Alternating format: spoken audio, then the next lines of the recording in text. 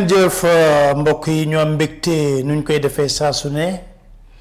jàkkaarloog yéen fas yéene waxtaanee réew mi tolluwaayam lépp nag ànd ak dal ak yiw di nuyu ñëpp di baalu àq ñëpp ci weeru sell wi di shahru ramadan di baalu àq ñëpp di wax ne yàlla def jàmm ci réew mi réewum Sénégal gii di nuyu famille bi ñoom ren mère gaa yi fa nekk yëpp ñoom ñëpp ñu ngi leen di nuyu bu baax a baax di nuyu nag diaspora bi parce que gis naa forte mobilisation bi nga xam ne ñaaxoon naa leen ci bële passé yéen a ngi ci jaraw lakk bu leen bàyyi de continuer leen bu baax a baax ci mobilisation bi ndaxte mobilisation boobu rek mooy tax ëllëg bi ñu bëgg ci réewum Sénégal ñu am ko Sénégal bu am démocratie bu dëggu bu wér Sénégal bu justice bi taxaw doo doon kumba am ndey kumba amul ndey Sénégal lu dëgg Sénégal bu ñuy respecter les droits de l'homme Sénégal bu ñu dem bay banaliser yenn yi nga xam ne dafa mel ni luxe ci suñu société yi moo tax tubaab yi duñu xeet parce que ci suñu doxalin lañu wone xeebel googu ci ñu jiite am yenn comportement yi accaparer li nga xam ne moo di république def ko une propriété privée moomeelu sa famille sa bàjjan sa tanta sa cousin say goro sa moomeelu clan mu bëgg a doon sa moomeelu xeet non loolu dañ ko war a xeex mu jóg ci Sénégal moo tax su may wax ne xeexalu nit parce que booy xeexal nit da ngay ñaan yàlla mu fekkee ko Macky Sall daf cee dal li xale yi di wax daf cee dal 2012 da cee dal parce que bu Moustapha Niass ak Ousmane Tanor Dieng àndoon nekk benn ci Benno Siggil Sénégal googu ñu am benn candidat jiital ko Macky Sall du gis sax seen pënd Sénégalais yi dañ xeex nag xeexalul woon Macky Sall de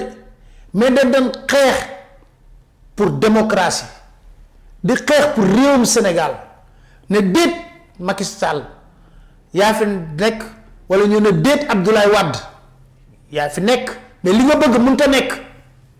moo tax sénégalais yi jóg xeex ma ngay def défilé 4 avril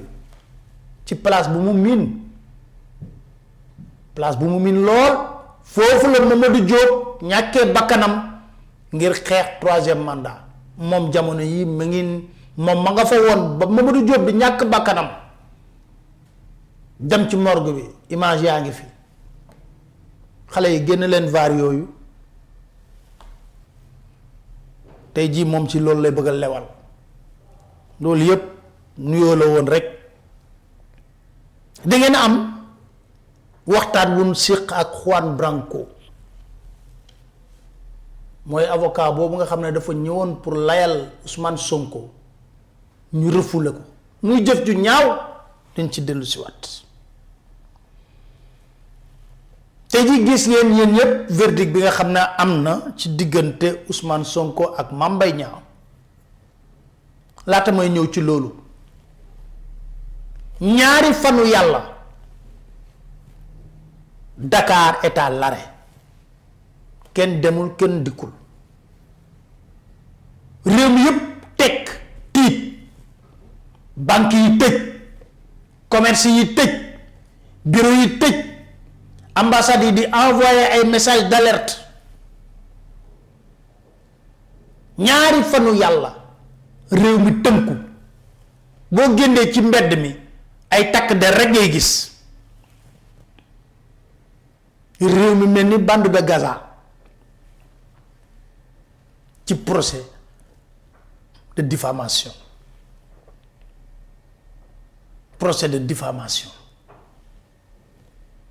diggante ñu ne ñaari nit privé mu poñe réew mi procès bi ñaata alal la ci suñu koom-koom ñàkk. démb maa ngi waxtaan ak sama benn xarit homme d'affaires mu ne ci réew mu nekk sous développement est-ce que war nañoo man nangu lu mel nii ñaari fanu yàlla laa la wax ba ma génnee démb sama kër dem ba siège BCEAO pour xool situation bi dawal ci corniche bi ba yegg je n'ai même pas fait 10 minutes télé bi na yàmbalag mu mel ni ba suñ tabaskee ba sa ëllëg sa boutique yi tëj lépp tëj ngeen foog na loolu jaadu na ci réew mu normal loolu jaadu na fa lan lañ fi jara ndaboo kana fa tayam lan lañ fi jara ndaboo tënk réew mi ci loolu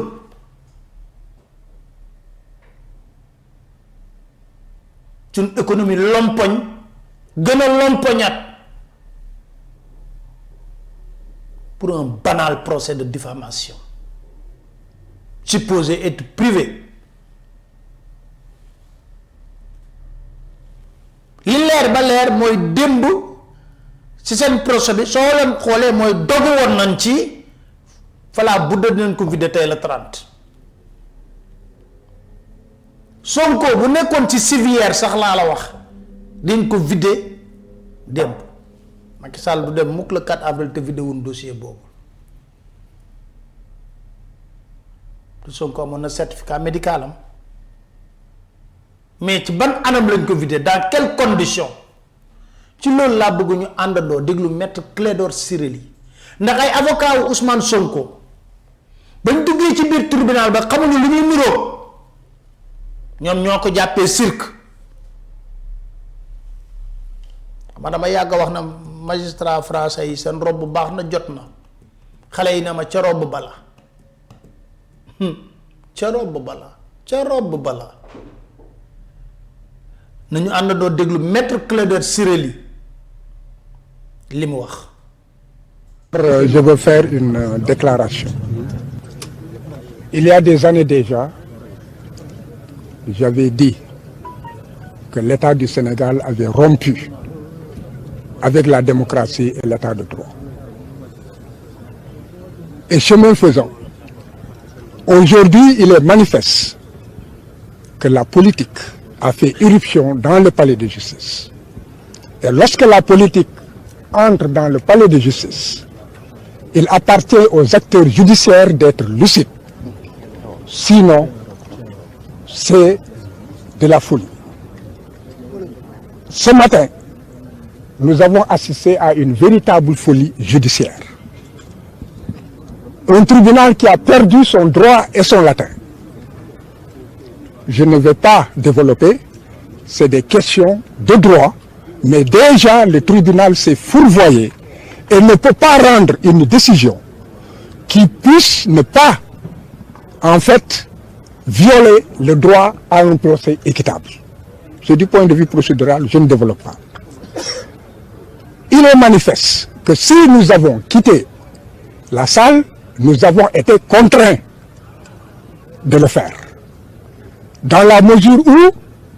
avant que les débats ne commencent, les avocats peuvent présenter des préliminaires. Le premier préliminaire qui était posé, c'était qu'il fallait que les avocats puissent obtenir quelques minutes. On ne presse pas un procès. L'important, c'est de rendre le bon droit. Ce qui a été refusé. Ensuite, la défense a voulu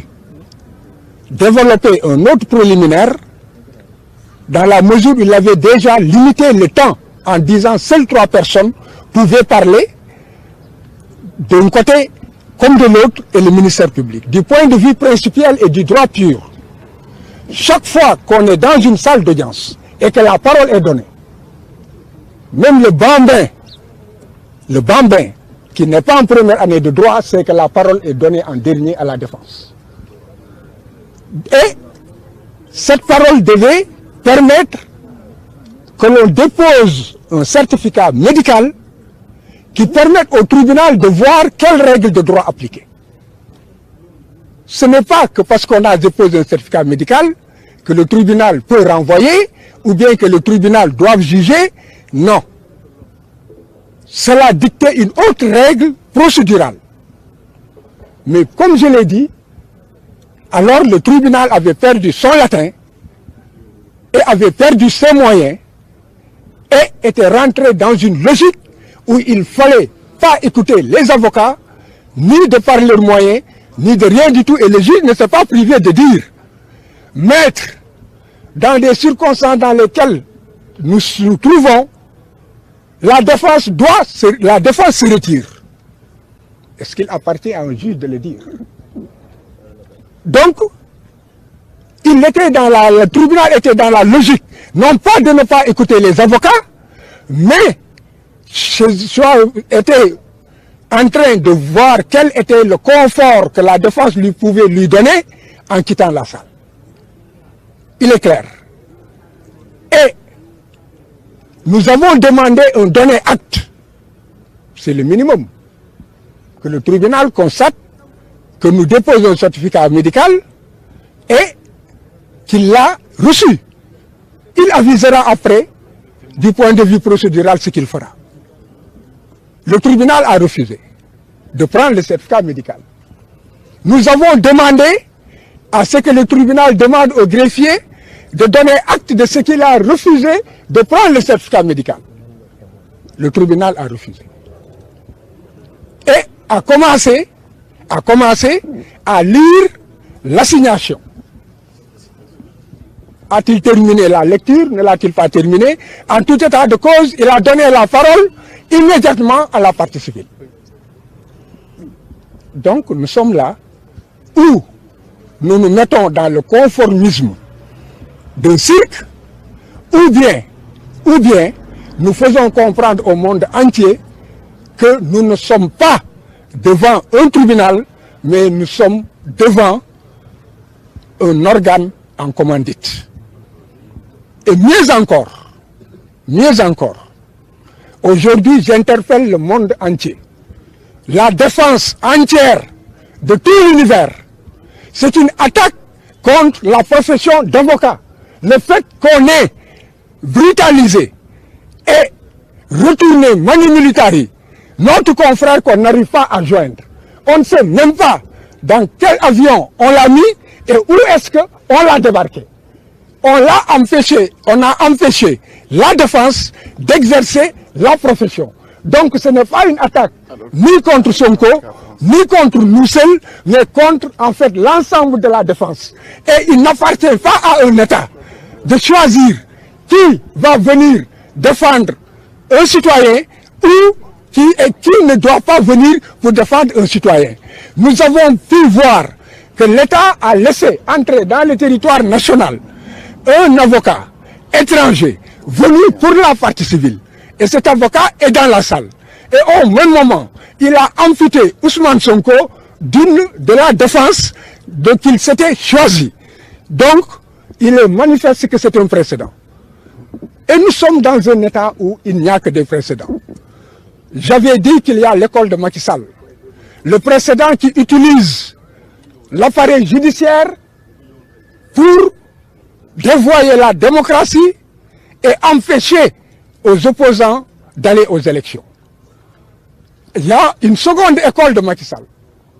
Cette école, c'est que désormais, les États empêcheront la défense de faire venir des avocats de notre pays. Voilà pourquoi cela interpelle la défense de tout l'univers. Et je pense qu'il y aura en fait des réactions fortes. Rien que pour cela,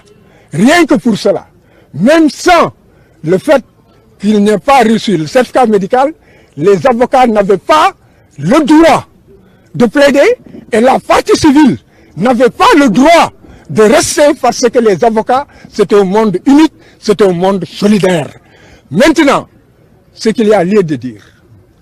c'est que Ousmane Sonko a déposé des certificats médicaux qui font qu'il se trouve dans un état d'incapacité. Ce certificat médical, je l'ai dit haut et fort, n'empêchait pas le tribunal de continuer ses débats et de trancher. Et de donner aussi la parole aux avocats. Mais il est manifeste, comme je l'ai dit, il y avait des erreurs et le tribunal a perdu son latin. gis ngeen kàddu yooyu nga xam ne kii di maître Clédor Ciré Ly rotal na ko suñ koy tënk ci wolof nee na dugg nañ ñoom ci biir saalu tribunal bi jàkkaarloo juge bi indi certificat médical parce que ñëpp xam nañ gis nañ liñ def Ousmane Sonko le 16 pompe ko ay mbir ba mu dem clinique ba ay médecins yu bëri wër ko procureur dëggal ko parce que procureur mi ngi doon sàkku di wër certificat li nga xam ne moo dossier médical bu Ousmane Sonko ñu indi certificat médical buy wane ne kii di Ousmane Sonko mënul ñëw fi nga xam ne mooy béréb bu attakaay bi mu ne juge bi dégluwu leen sax ñu laaj kàddu mu lànkal leen kàddu ak it ñàkkal leen fule la commencé lire li ko tax a jën mooy maanaam dogu woon nañ ci le 30 moom foofu ñu vider procès bi loolu moo fa am moo tax ñoom it ñoom fulla ju toll ni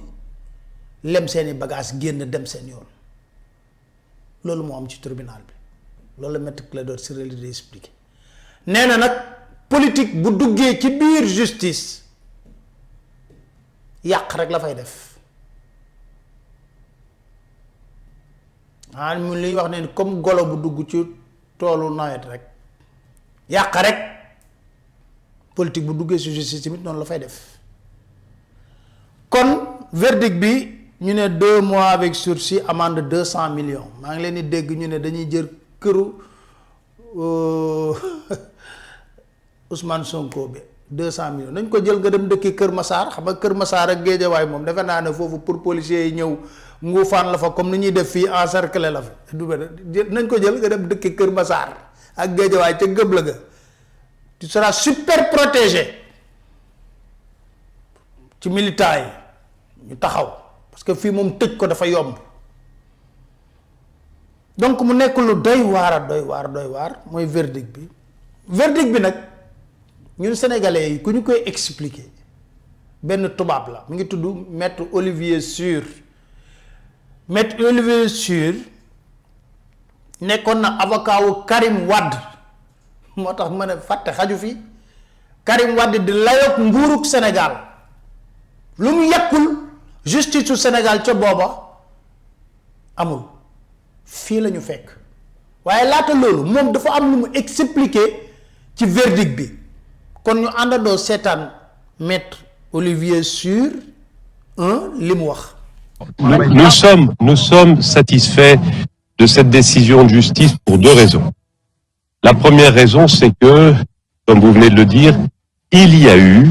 une condamnation pour diffamation. La diffamation, c'est un délit qui est lourd. C'est un délit qui marque l'abus de droit de la liberté d'opinion et il fallait qu'il fût condamné et il a été condamné. La deuxième source de satisfaction de notre côté, c'est que cette condamnation est lourde parce qu'il y a le mot prison et même prison avec sursis. Lorsqu'il y a le mot prison, c'est lourd et c'est symbolique, mais pour autant, cette condamnation est mesurée à tel point qu'elle ne le prive pas de ses droits civiques, politiques et de rester dans le débat politique. C'est-à-dire que les juges n'ont pas rendu une décision politique, les juges ont rendu une décision judiciaire. Quel est le rôle du juge? C'est d'apaiser les choses. Et si la décision avait été trop lourde, eh bien, c'était la ville qui s'enflammait, le pays peut-être aussi. Et le débat politique qui risquait, comment dirais-je, prendre un virage nouveau. Aujourd'hui, les juges ont respecté la continuité et la liberté du droit de chacun de s'exprimer, mais ils ont mis les limites. Les limites, c'est l'outrage. Les limites, c'est ici la diffamation. Les limites, ce serait une autre fois l'injure.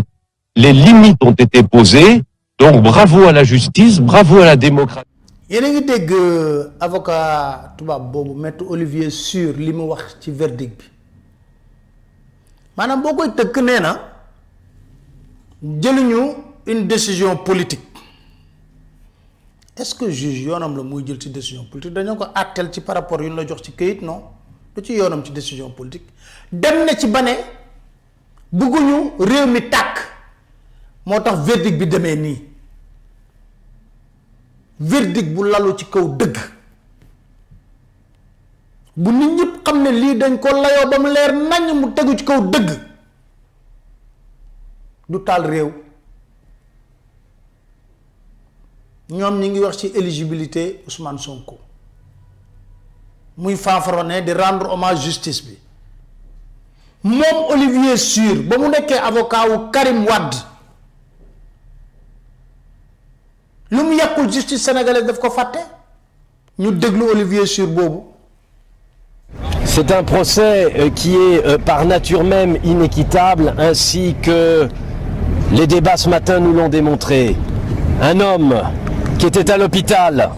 sur son lit d'hôpital, en attente d'être opéré,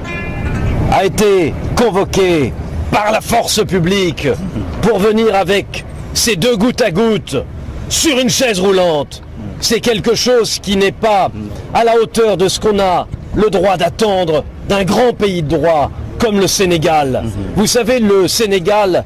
est une magnifique démocratie qui est à l'honneur de ce que, avec la France dans une culture juridique commune, nous avons voulu porter au plus haut. Mais il y a d'autres pays aussi qui se revendiquent de nos impériums juridiques. Par exemple, l'Égypte. Eh bien, l'Égypte n'est pas un exemple. L'Égypte est au contraire, eh bien, le contre-exemple. Et c'est pourtant l'Égypte et le procès Moubarak qui ont été cités par le président en indiquant que si un président de la République là-bas avait été jugé sur une civière, on pourrait le faire ici, au Sénégal, à Dakar. Personne, jusque-là, ne l'aurait imaginé. De votre belle... yéen a ngi dégg Olivier Sur lam doon wax ki nga xam ne moo di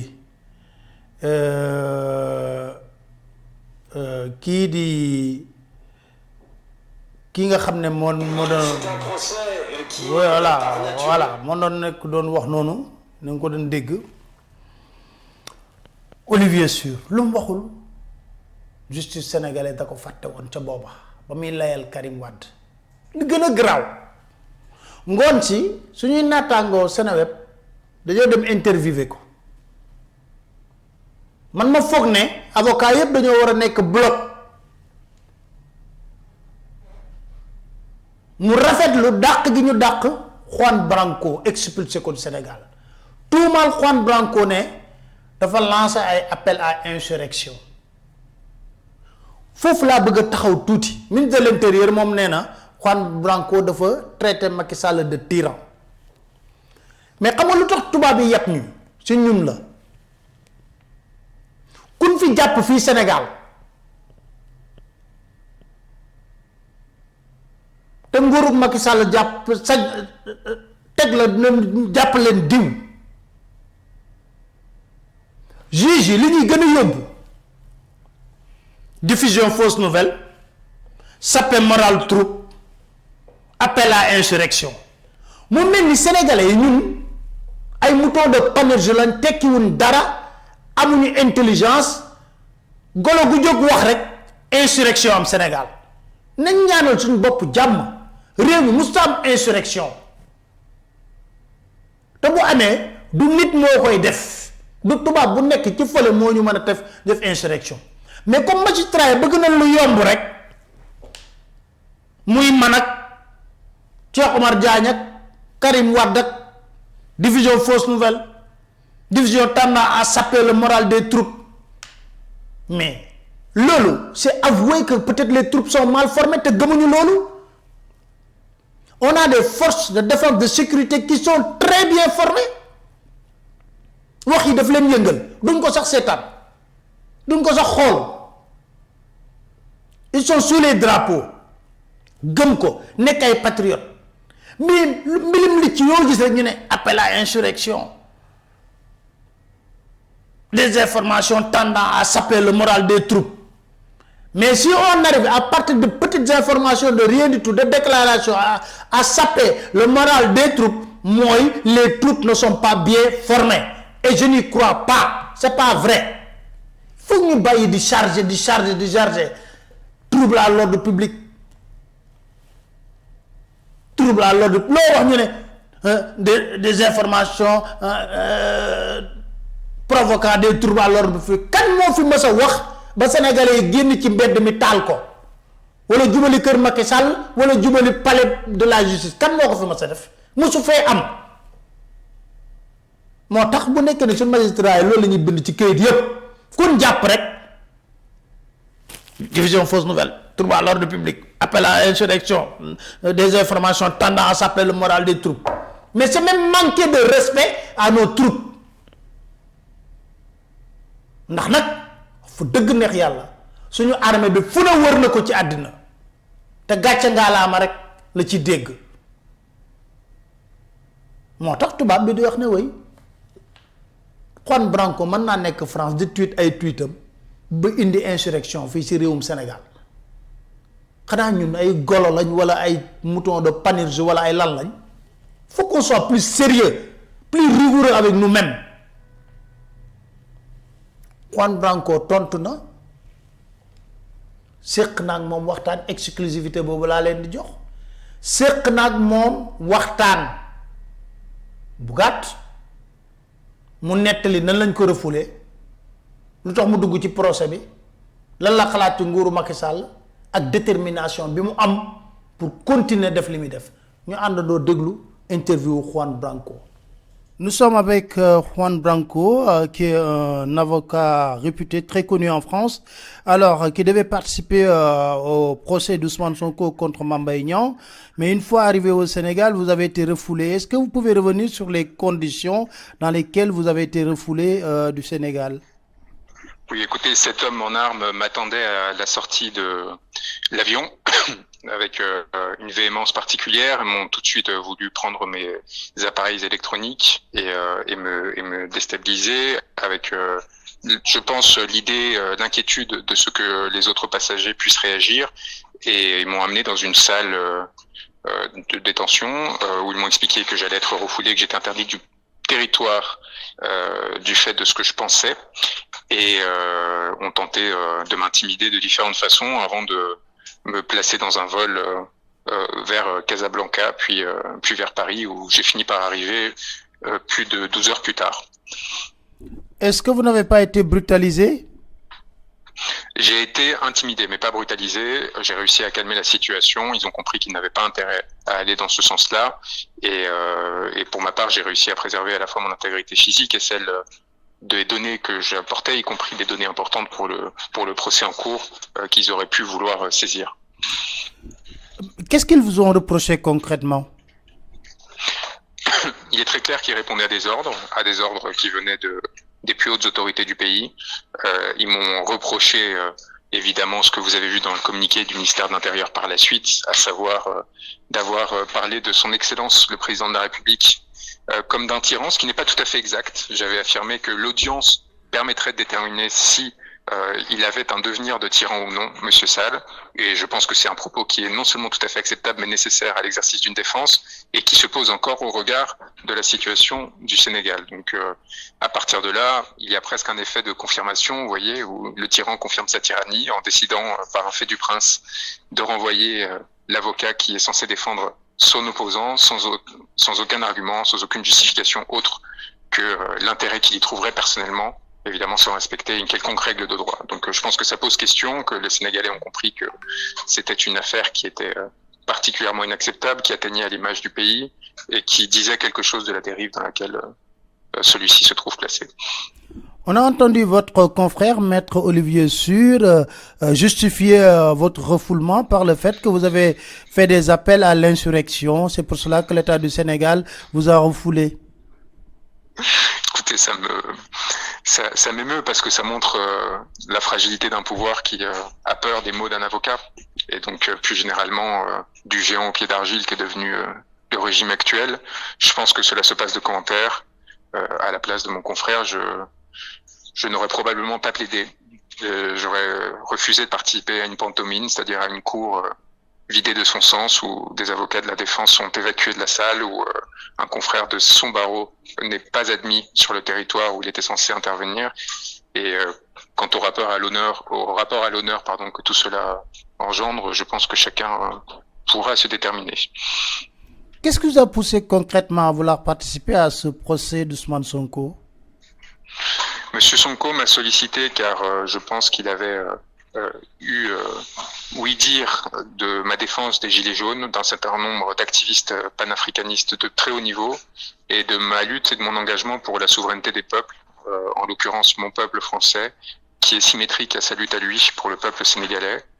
Et je pense que monsieur Sonko veut inaugurer une nouvelle ère, notamment dans les relations internationales, où ce sont les peuples qui s'allient et non pas les élites corrompues qui profitent des dix peuples. Et donc dans ces circonstances-là, je pense que on s'est très bien trouvé. J'ai eu l'honneur d'échanger à plusieurs reprises avec lui depuis, et je peux vous assurer que nos perspectives sont parfaitement alignées. Il est indigné du traitement qui est fait à ses avocats, et par ricochet évidemment à sa défense, et que c'est lui et mes très chers et honorables confrères qui au Sénégal ont à subir au quotidien ces violences et ces oppressions dont il faut en priorité se préoccuper, parce que à travers eux, c'est le devenir d'un peuple sénégalais qui est aujourd'hui pris en otage, et ces querelles qui pourraient sembler d'élite, en fait, touchent à l'ensemble du peuple sénégalais, y compris ceux qui ne pensent pas comme monsieur Sonko, parce que il devrait se préoccuper du désert démocratique que monsieur Sall est en train de créer. Alors, est-ce qu'on peut s'attendre aujourd'hui à que Juan Branco puisse porter plainte contre l'État du Sénégal? Écoutez, moi, j'attends surtout que l'État du Sénégal se rende compte du ridicule dans lequel ils ont sombré, qu'il fasse marche arrière et qu'il me permette de venir défendre monsieur Sonko dans les plus brefs délais. J'ai appris que le procureur avait fait appel d'une décision qui avait pourtant été visiblement arrangée, notamment suite à la visite d'émissaires de l'Élysée. Je pense que cela montre qu'il n'y a aucun espoir à avoir quant à l'indépendance du parquet, et cela renforce la nécessité de défendre monsieur Sonko par tous les moyens pour s'assurer qu'il puisse être présent en février 2024 devant les urnes, porter la voix de millions de Sénégalais et éventuellement devenir le futur président de ce pays. Êtes-vous prêt à revenir au Sénégal? Je n'attends que ça, avec une impatience non feinte. Monsieur Juan Branco, je vous remercie.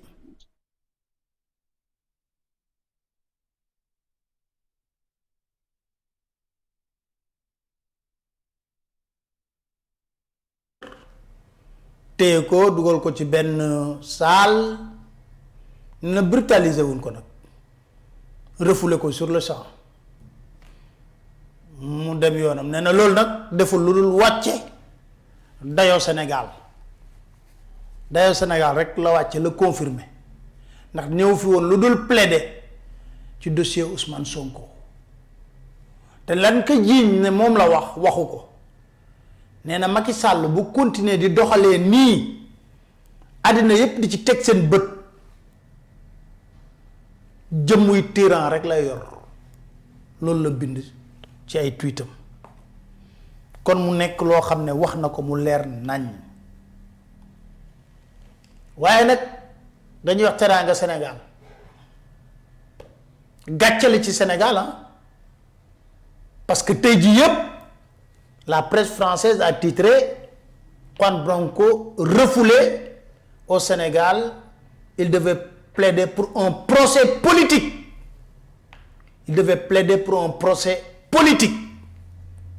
Ñépp moom lañ bind. Gàccale ci Sénégal rawatina bu ñu gisee Marine Le Pen dugg fii Sénégal Marine Le Pen mi saaga noir yi Marine Le Pen mi saaga l'islam ñun Sénégal nekk dëkku l'islam kilifa yu baax nekk fi Marine Le Pen dugg fii ak jet privé daagu ba mu neex ko Macky Sall ubbil ko ay buntam recevoir ko audience kan la recevoir audience Marine Le Pen mi saaga der bu ñuul Marine Le Pen mi saaga l'islam ba lu ne xawma lu ca xew déggal ngeen coow Hadjibou Soumaré yooyu Marine Le Pen moom mi saaga l'islam ak nit ñu ñuul ñi am na droit daagu biir Sénégal Macky Sall ubbil ko ay buntam recevoir ko audience di nëbbatu nag parce que binduñu ko fenn waaye fii nee naa leen dara du fi nëbb koo jàppee dof mi ngi wut garab yu mu la fojee. C'est un précédent dangereux coow li nag bari na ci li xew ci procès Ousmane Sonko ñu ne France dafa intervenir ndax fan yee ci ginnaaw Le Monde Afrique bind na ko article Le Monde Afrique bind na ko article ne fan yee ci ginnaaw waa France ñëwoon nañ nemmeeku ci kii nga xam ne moo di Ousmane Sonko ñaari nit ñëw nañ nemmeeku ci Ousmane Sonko pour échanger ak Ousmane Sonko ci situation dëkk bi man damay rafetlu acte boobu xam nga dama koy rafetlu parce que au moins ba Macky Sall nekkee fii ba léegi diaboliser nañ opposition bi de telle sorte que te kenn xamul ëllëg ku yàlla di def président de la République am nañu droit déglu leen Union européenne def na ko ba passé parce que nous sommes des partenaires et les partenaires changent. Alors ak liñ ko def le 16 la France est venue s'enquérir de la situation xool situation bi yabal fi ñaari nit ñu ñëw fi en mission spéciale dem toog waxtaan ak Ousmane Sonko dolli ci ñaar wala ñetti waxtu ci li xew lépp mu wax leen ci xalaatam ni ko Macron de def ak Macky Sall ñooñu dem rendre compte Macron dégg naa Juan Branco sax ne France dugal na loxoom ci affaire yu mbir yi mais yéen waa ñooñu Pastef lay wax ak yéen ñi nga xam ne yéenay patriotes yi yéen laay wax ak gëwma apaisement man Pape Alé gëwma apaisement ci nguurug Macky Sall gëwma aucune volonté d'apaisement déedéet kuy apaiser da ngay tàmbali plus de 400 jeunes ñi ngi ci biir kaso yi defuñu dara c'est des détenus politiques Sénégal battre record yépp dans le monde ñu tëj leen ci biir kaso bi yamatuñ ci loolu ña ngay wéy di continuer di jàpp bërki démboo jaay sax la du bërki démb Oumar Fall bi ma xam bu baax fii la dem di yóbbu ay médicaments ay détenus yoo xam ne ñu ngi ca gendarmerie ba fii ci foire ba dinañ yóbbu ay médicaments ak lekk indi médicaments yi teg ñu woo ko jàpp ko téye ko dugal ci biir kaso bi loolu lan lañ ko mën a tuddee bu ñu naa féq dañuy waxante dëgg lan lañ ko mën a tuddee lu dul singali track singali ak track rek nga ko mën a tuddee du leneen kon ñi leen di gëmloo na ay verdict d'apaisement amul la preuve parquet man li ma jaaxal affaire bi du affaire privé du diffamation ah man de liñ ma yóbbu procès parquet sax du ma du représente parquet sax daaw ma laaj daaw ma poser ay questions buñ ko laajal naata nga bëgg ñu tëj ko sax day wax na je m'en tiens xawma lan nu ñu koy woowee seen formule yooyu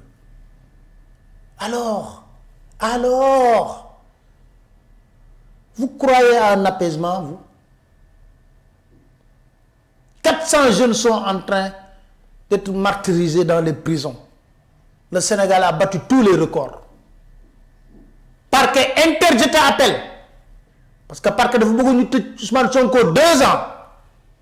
parquet interjeté na appel Mame Mbaye Niang mi nga xam ne dafa yëkkatu woon di sar xolle kontaan di wax ne la justice m'a blanchi xam naa woo nañ ko ci ruq na ko yaa sob doo xaar yow dañ la utiliser rek pour loolu moom ak ay avocat am génnaat nañ ci moom la mu posté woon sax dindi na ko ne lan dañuy interjeté appel Macky Sall pression da koy dund benn heure bu arareeree benn pas jàppal na buy ñëwaat sa kaw ay xel lay ñëwee sa kaw te li dox diggante Macky Sall ak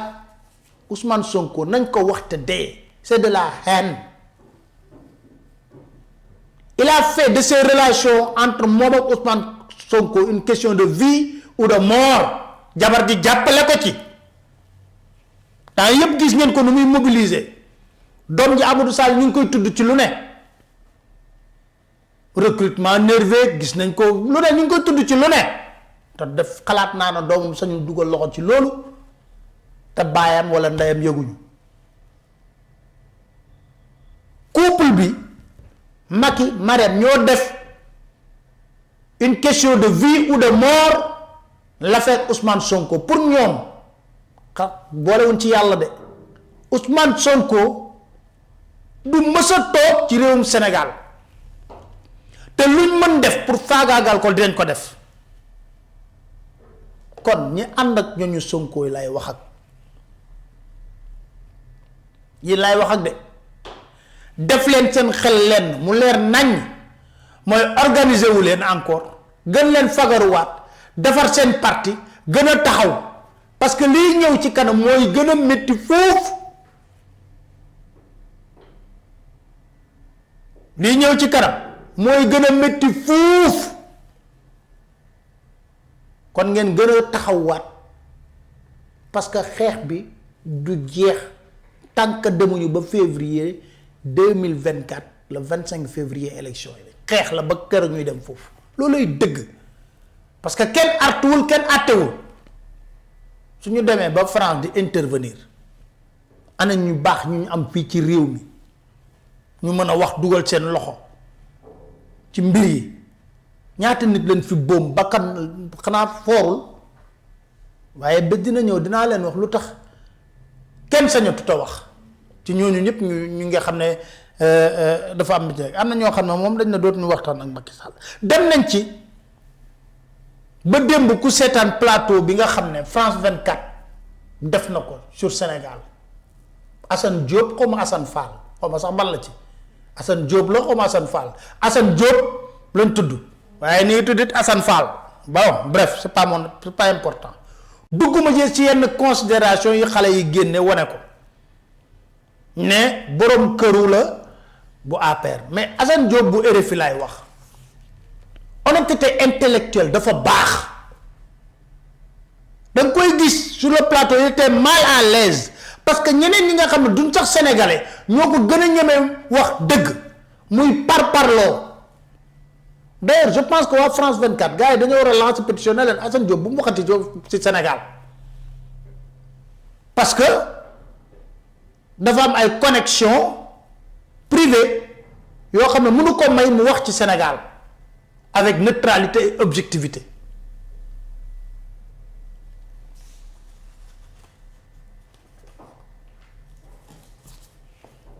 li xale yi di wax rek dafa am nervi physique ak nervi intellectuel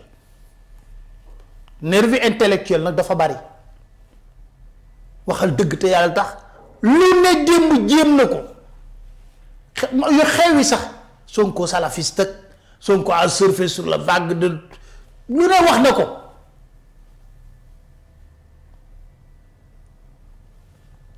oui pour un procès tout simplement il ameute la rue pourquoi on devrait ameuter la rue dinaa leen ko wax tey jii pourquoi homme politique buy dem procès fi mu nekk nii boo jëlu say matuwaay seeraas nga jëm maanaam justice pour homme politique au Sénégal léegi abattoir la ñun nag Assane Diop xaw ma Assane Fall ñun dañoo fekkee de 2019 yéen a ngi fàttaliku ba ma toogee wal fajri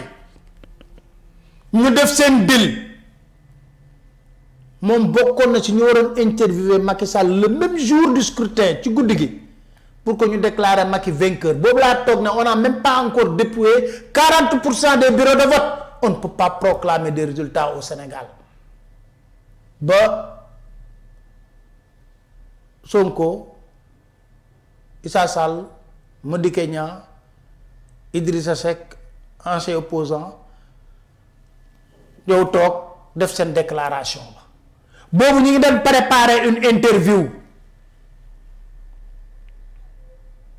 On pouvait comprendre. Parce que la France roulait à fond pour Macky Sall. Donc, il faut qu'on soit objectif et honnête. Pourquoi maintenant les hommes politiques, képp ku ciy dem justice jël say matuwaay parce que la justice est considérée pour ñoom comme un abattoir maanaam da ngay dem foofu ñu tër rendi la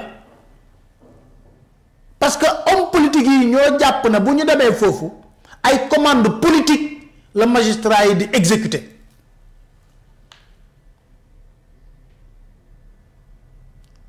ku ndóbin rey sa maam boo seenee lu ñuul looy def doo daw wëqet ngay daw Macky Sall le procès bu mu yóbbu homme politique c'est pour le liquider adversaire politique bu mu xam ne bu sëggeeg yow bëre laal suuf benn arme la am justice wutal le procès yóbbu la fa parce que pour moom la justice n'est rien d'autre qu'un abattoir pour ses adversaires politiques même procès yi ñuy tuddee politique procès yi ñuy tuddee privé Adji Sarr Ousmane Sonko du procès privé gis nga li ca état bi taxaw da ngay gis waa Benno Bokk Yaakaar waa APR di wax procès privé bay xëy te ñaari nit la séq ñaata affaire de viol ngay lire ci presse bi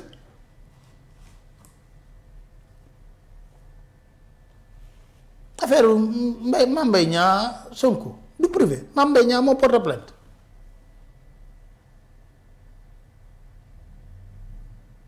même les procès yuñ bëgg a nëbbee di wax privé souvent prox ndollu la pour yóbbu fa un adversaire politique def justice bi abattoir homme politique yi xool xippi sa mbir di xool mu tàmbalee ci Karim Wade mu nooy trop neex mu exilé ko mu ne déet waay Khalifa bu bokkee 2019 du ma jàll mu songu Khalifa Sall kooku taxaw di wax ne je suis républicain ma ne ko est-ce que ak ay républicain nga ko séq je respecte l'état de droit est-ce que ñi ngi ko séq dañoo respecter état de droit je fais confiance à la justice defe naa ne génn na ci bu baax parce que def ak naa moom benn émission mu ne li ko gën a blessé mooy estime ak considération bu mu amoon ci magistrature mais avec son dossier déception la ci am moom moo ko wax de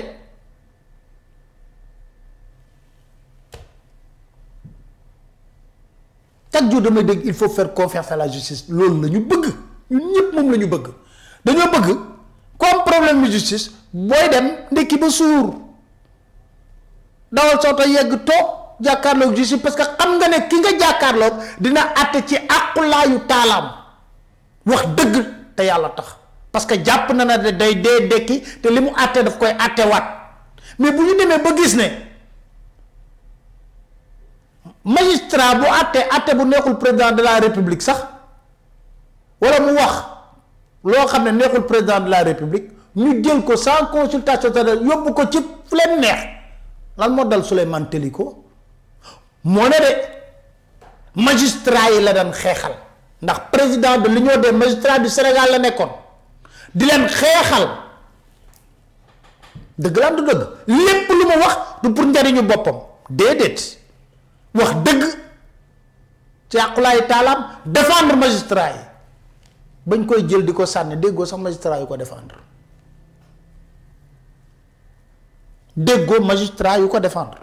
je suis désolé mais c'est la réalité loolu moo am ma nga ca Tambacounda ba toog amul benn dossier sax ba mu àtte parce que lu tax Macky Sall bugg ko woon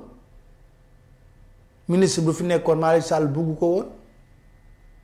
parce que position courageuse yi mu doon jël ci la non indépendance de la justice def ci ay colloque livre yaa ngi fi bind ci wax tamit nag gàcce la magistrat yi am fii Sénégal ñuy àtte yenn mbir bu ñu demee toujours bitim réew ñu daan justice bu Sénégal moo tax ku la béroon ne yow boo demee dina la àtte sa àqulaay taala doo tiit du magistrat yi mais fépp foo xam ne dañ fa war a jël des décisions importantes qui engagent une compétition électorale wala qui engagent des devenirs de la nation yoo xam ne Macky Sall mooy tànn ku fa neex teg ko fa te li mu bëgg ngay def nan la Macky Sall utiliser justice bi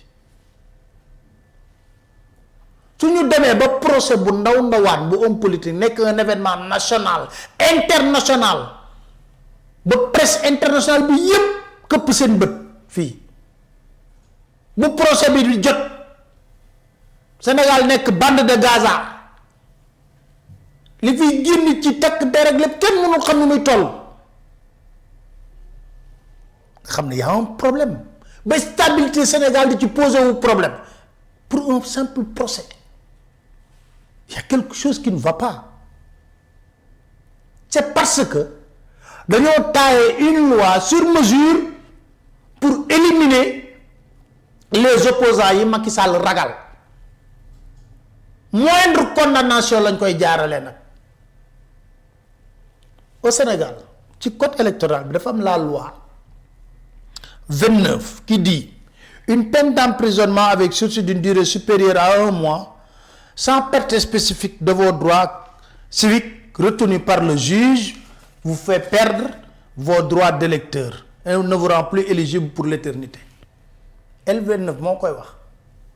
peine d'emprisonnement avec sursis bu 1 mois ak yooyu mën na la perdre l'autre droit de bu nekkee ne juge bi moo ko prononcé déggu leen bu baax daf na génn juge bi moo ko prononcé loolu nag la Macky Sall jël di ko utiliser ñuy wax génie politique loolu la tubaab di wooye roublardise sénégalais di ko wooye njuuj njaaj ñu ko fi wutu woon daaw ñu ko def ils ne l'ont jamais utilisé pour éliminer des adversaires politiques ñaata yoon lañ fi tëj Ablaye Wade ñaata yoon Abdou Diouf mës naa xalaat éliminer ko politique ci ay artifice président Macky Sall nag délit mineurs yi sax da ngay exploité bu nekkee ne bëgg-bëggam mooy éliminer son adversaire politique pire en 2018 ba ñuy voté loi pour dugal wàllu parrainage bi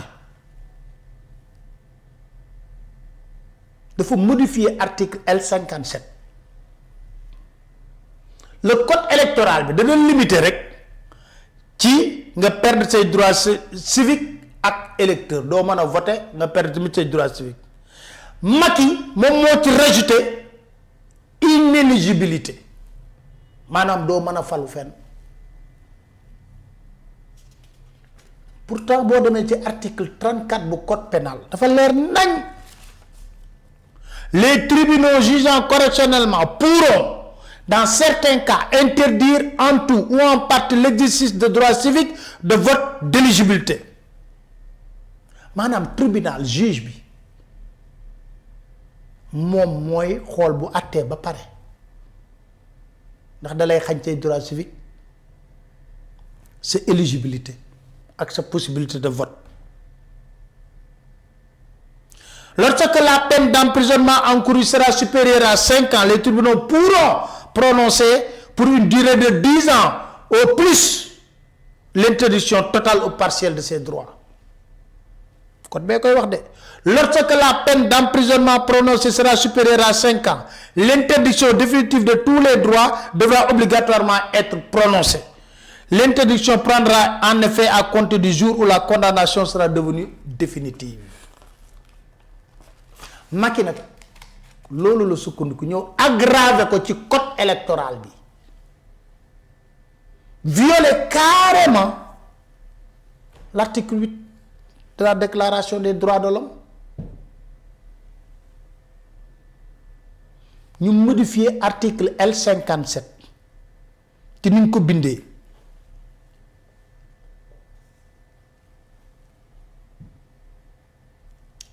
modifier ko ne pour nga nekk kuñ mën a élire il faut nga nekk électeur mais affaire yu doy waar la njuuj njaaj lañ dugal ci code électoral loolu yëpp ba mu ci doon jublu faagaagal Karim Wade la woon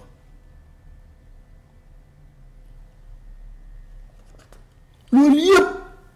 c'était pour mu faagaagal Karim Wade mais mu nekk affaire yu salté quoi yu salté yoo xam ne su ma koy lire man damay jékki ba si ak man non quand même article 57 ba mu koy bind tout Sénégalais peut faire acte de candidature et être élu sous réserve de conditions d'âge et des cas d'incapacité d'inéligibilité prévus par la loi mu bindaat ko moom bind ci ne tout Sénégalais électeur peut faire acte de candidature et être élu léegi terme électeur boobu mu ci yokk moo da doon xañ xam nga dañ doon binduwaat da doon xañ Karim Wade mu mën a bindu xam nga bu binduwul du doon mën a doon électeur loolu moo indi recul démocratique bi fii ci réewum Sénégal Macky Sall moo def loolu yépp léegi nag day sukkandiku ci ay condamnation yu ndaw ndawaan pour éliminer moo tax ma leen di wax yéen daa Pastef waxuma dama bëgg nag ngeen may dégloo xel yéen Pastef bi vous êtes trop passionné dama bëgg ngeen may dégloo xel dama bëgg ñu bañ leen nelawal ngeen xëppi seen bët di xool parce que déjà yaa ngi dégg kenn ku la wax na ouais mais lui aussi il lui reste encore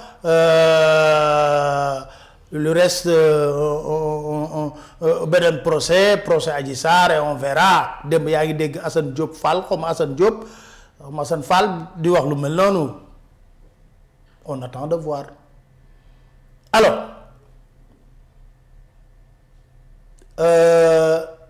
bu leen nangu ñu leen di nelawal xippi li seen bët di xool taxaw fagaru parce que Macky Sall bu en arrière c'est pour venir au galop te lu mu def loo nit ñi ñu def ko loolu laa leen bëggoon dénk tey di leen sant di leen gërëm di leen dig daje incha allah ci beneen waxtaan bu ñu fas yéenee def ak yéen jërë ngeen jëf.